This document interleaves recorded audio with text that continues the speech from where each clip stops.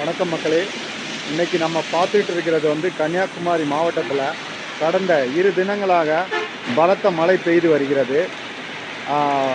இப்போது இந்த பகுதியில் இருக்கிற 6 குளங்களில் நீர்வரத்து அதிகமாக இருக்குது.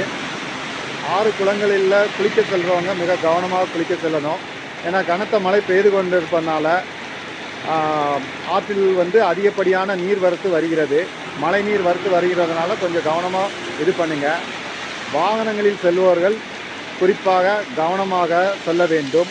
இப்போ நீங்கள் பார்த்துட்டு இருக்கும் பகுதியில் பார்த்தீங்கன்னா வாகனங்கள் மின் விளக்குகளை ஒளிர விட்டு செல்லிக்கொண்டிருக்கிறது. எதிரே வரும் வாகனங்கள் தெரியாத அளவிற்கு மழை பெய்து கொண்டிருக்கிறது. மக்கள் அனைவரும் கவனமாக இருக்க வேண்டும்.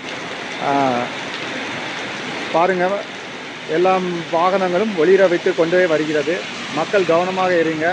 நம் பாதுகாப்பு நமது முக்கியம்.